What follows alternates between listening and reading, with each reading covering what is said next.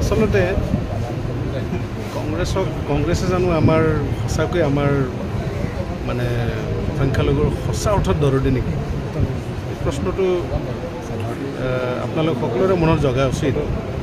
প্ৰতিজন সংখ্যালঘু সম্প্ৰদায়ৰ লোকেই এই কথাটো চিন্তা কৰা উচিত। নহ'লেতো আজি AUDFৰ কোনো প্ৰাসংগিকতা নাহিলেহেঁতেন। স্বাধীনতাৰ পিছৰ পৰাই এনেকুৱা লাঞ্ছিত বঞ্চিত এটা ভোট বেংকৰ দৰে সংখ্যালঘুসকলক তেওঁলোকে ব্যৱহাৰ কৰি আহিছে কংগ্ৰেছে। আৰু উন্নয়নৰ পৰা আৰম্ভ কৰি শিক্ষা দীক্ষাৰ ক্ষেত্ৰত সামাজিক উন্নয়নৰ পৰা সকলো ক্ষেত্ৰতে বঞ্চিতই কৰি ৰাখিছে।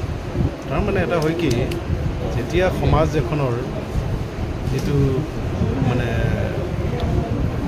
যিসকল সমাজ এখন যদি শিক্ষা দীক্ষা অৰ্থনৈতিক সকলো ক্ষেত্ৰতে যদি পিছ পৰি থাকে, এই সমাজখনক শাসন কৰাটো বৰ সহজ হয়। এই ধৰণেই মানে আমাৰ সংখ্যালঘুসকলক কংগ্ৰেছে স্বাধীনতাৰ পিছৰ পৰাই এনেকৈ তেওঁলোকক এই শিক্ষা দীক্ষা সামাজিক ব্যৱস্থা অৰ্থনীতিৰ ক্ষেত্ৰত সকলো ক্ষেত্ৰতে পিছুৱাই ৰাখিছে। সকলো ক্ষেত্ৰত আজি আমাৰ গোটেই ভাৰতবৰ্ষতে আমাৰ এই সংখ্যালঘু মুছলমানসকল বা অন্যান্য সংখ্যালঘুসকল পিছ পৰি আছে। জনজাতিসকলো তেনেকুৱা এই একে হেৰিতে পৰে।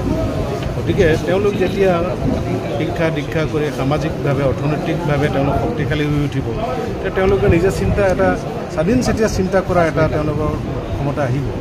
সেইটো কংগ্ৰেছে কেতিয়াও নিবিচাৰে। কংগ্ৰেছে সেইটো কেতিয়াও নিবিচাৰে। এইকাৰণেই আজি মুছলমানসকলৰ কিবা যদি সমস্যা হৈছে বা ক'ৰবাত যদি কিবা অসুবিধা হৈছে ৰাজনৈতিকভাৱে বা সামাজিকভাৱে আইনগতভাৱে সকলো ক্ষেত্ৰত সেই সকলোবোৰ তেওঁলোক ওলাই কৰিয়েই চলিব। অনাগত দিনত ডক্টৰ আদিত্য লংকেশ্বৰ ডাঙৰীয়া সক্ৰিয়ভাৱে ৰাজনীতিলৈ আহিবনে? ৰাইজে পাব নেকি আপোনাক? ৰাইজৰ প্ৰতি মোৰ দায়িত্ব আছে। মই সক্ৰিয়ভাৱে ৰাজনৈতিক ক্ষেত্ৰখনত আহিম নে নাই সেইটো সময়ে ক'ব। আৰু কিন্তু যিহেতুকে জড়িত হৈ আছোঁ, মোৰ যথেষ্টখিনি সমাজৰ প্ৰতি মানুহৰ প্ৰতি মোৰ দায়িত্ব আছে। সেই দায়িত্ব মই ডেফিনেটলি মই পালন কৰিম। আৰু সক্ৰিয়তাৰ কথা মই ইতিমধ্যে মই ক'ব নোৱাৰিম, সেইটো সময়ত ক'ব। গোটেই ভাৰতবৰ্ষতে এটা নেৰেটিভ আছিলে বিগত সময়ছোৱাত। এটা তেওঁলোকৰ যিটো সেই নেৰেটিভৰ মাজত গুচি গ'ল। আচলতে ইয়াত বহুতো ইয়াত আন্তৰ্জাতিক যিটো জিঅ' পলিটিকেল ছিষ্টেম, তাৰ লগতে আমাৰ আভ্যন্তৰীণ যিটো ৰাজনৈতিক মুনাফা, আৰু তাত লেফ্ট লিবাৰেল এনেধৰণৰ কিছুমান শক্তি ইয়াৰ সকলোতে ইয়াত জড়িত হৈ আছে। আৰু সেইকাৰণেই আজি সেই লেফ্ট লিবাৰেল লেফটিষ্ট আৰু লগতে কিছু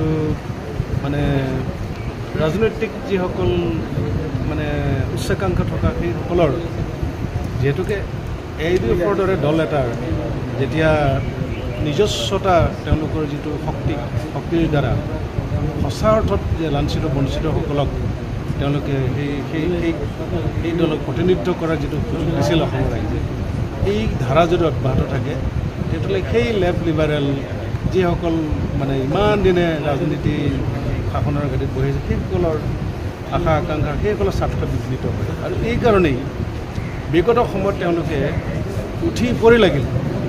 কেৱল আমাৰ অসমৰ কথাই নহয়, ভাৰতবৰ্ষত ইণ্টাৰনেশ্যনেলি অলছ' ইয়াতে জিঅ' পলিটিকেল ছিষ্টেমবিলাক জড়িত হৈ পৰিছে। আৰু এনেকুৱা ষ্ট্ৰং এটা নেৰেটিভ তেওঁলোকে নেৰেটিভৰ সৃষ্টি কৰিলে, সেই নেৰেটিভটোক আমি সময়মতে আৰু সঠিকভাৱে সেইবিলাকক আমি প্ৰত্যুত্তৰ প্ৰত্যাহ্বান দিয়াত আমি অপাৰগ কৰোঁ। আৰু এইটো কাৰণে আমাৰ সমস্যাটো হ'ল। কিন্তু এইটো এটা সাময়িক সমস্যা। এইটো সাময়িকভাৱে আমি পিছ পৰিছোঁ। কিন্তু আপোনালোক সকলোৱে জানে ৰাজনীতিত অৰ্থাৎ প্ৰত্যাহ্বান আছে, মানুহৰ সফলতা বিফলতা থাকে। আৰু এই বিফলতাক আমি আমাৰ অভিজ্ঞতা আৰু শিক্ষা হিচাপে আমি গ্ৰহণ কৰিছোঁ।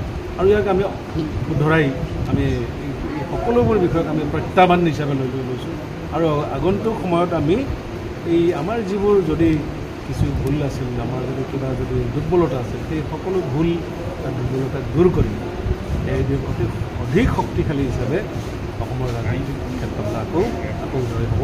আৰু আমি শক্তিশালীভাৱে আমি অৱতীৰ্ণ হ'ম। ধন্যবাদ ছাৰ।